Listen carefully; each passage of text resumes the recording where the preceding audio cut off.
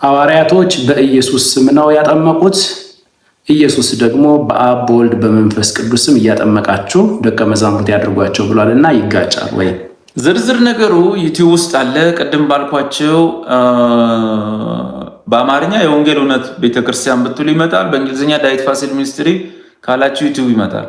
ከዛ ለሲ እንደመጣ ፊት ለፊት ላይ የምታገኙ ሆም በሚለው ውስጥ 5 ቪዲዮ ምናምን ስታ ብዙ ሰው እዛ ጋር ነው የሚቆመው።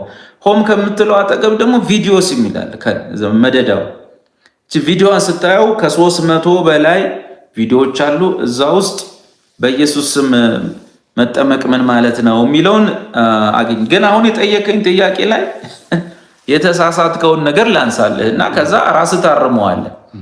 ምንድን ያልከው? ሐዋርያቶች በኢየሱስ ስም ነው ያጠመቁት ብለሃል። አሁን ጥቅሱን ስጠኝ። ሐዋርያቶች በኢየሱስ ስም አጠመቁ ወይም በኢየሱስ ስም እናጥምቃችሁ ወይም በኢየሱስ ስም አጠመቁ የሚል አንድ ጥቅስ ፈልገህ ስጠኝ። ከየት አመጣኸው? ሐዋርያት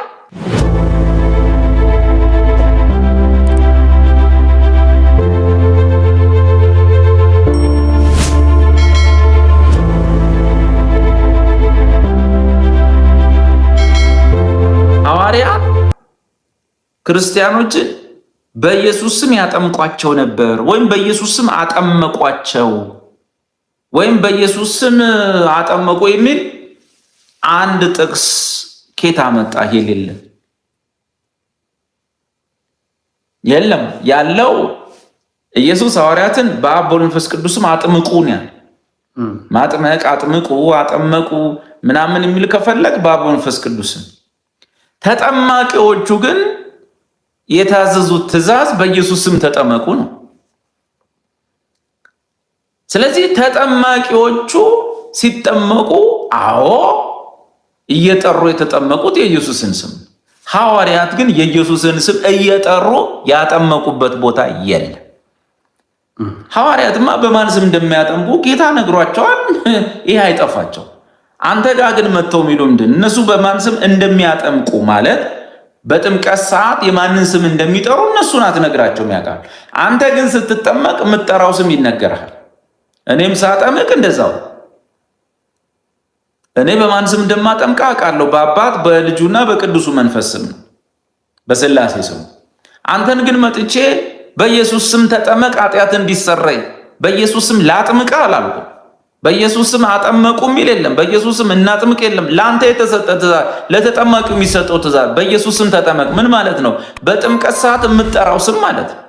ሳጠምቀን ስም እየጠራ ቀላል ማብራሪያ ልስጥ። ሐዋርያት ሥራ ላይ አንድ ሰው በኢየሱስ ስም ሲጠመቅ ላሳየ። ሳውል ወይም ጳውሎስ ምን አለው? ሐናንያ ተነሳ፣ ስለምን ትዘገያለህ? ስሙን እየጠራህ ተጠመቅ፣ ከኃጢአትም ታጠብ። ስሙን እየጠራህ ተጠመቅ። ተጠመቅ ከኃጢአት ታጠብ አይደለም፣ ስሙን እየጠራህ ተጠመቅ። በኢየሱስ ስም ተጠመቅ። እሱን ስሙን የምጠራውን እየነገረህ።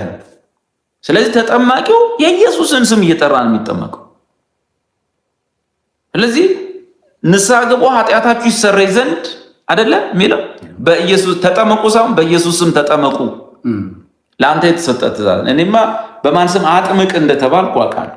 አንተ ግን የኢየሱስን ስም መጥራት ግዴታ ነው። ስለዚህ ሐዋርያት ሥራ ላይ ምን ይለዋል? በኢየሱስ ስም መጠመቅን እዛው መጽሐፍ ቅዱስን የሚያብራራው ራሱ መጽሐፍ ቅዱስ ኮሜንታሪም ዲክሽነሪም በኋላ ነው የሚያስፈልገን። ሲያጠምቀው ቦታው ጋር ታገኘዋለህ። ምንድን የሚለው? አሁን ስለምን ትዘገያለህ? ስሙን እየጠራህ ተጠመቅ፣ ከኃጢአትም ታጠብ። እንዴ እኔ በኢየሱስ ስም እያልኩ ለምን አጠምቃለሁ? እኔ እኮ የኃጢአቴን ስርየት በስሙ አግኝቻለሁ። አሁን ተረኛው ተጠማቂ ነው የኃጢአቱን ስርየት ማግኘት ያለበት። እኔ የኢየሱስን ስም ብጠራም እሱ ምን ይፈጠርለታል? እሱ ነው መጥራት ያለበት። ስሙን ጥራ፣ ተጠመቅ፣ ከኃጢአትም ታጠብ። ለምን? ልጆች ኃጢአታችሁ ስለ ውሃው አይደለም፣ ስለ ጥምቀቱ አይደለም፣ ስለ ስሙ ተሰርዮላቸዋል። በስሙ የኃጢአት ስርየት ተሰብኮላቸዋል። ስሙ የኃጢአትን ስርየት እንዲሰጥ ነቢያት ይናገሩለታል ተብሎ ተጽፏል።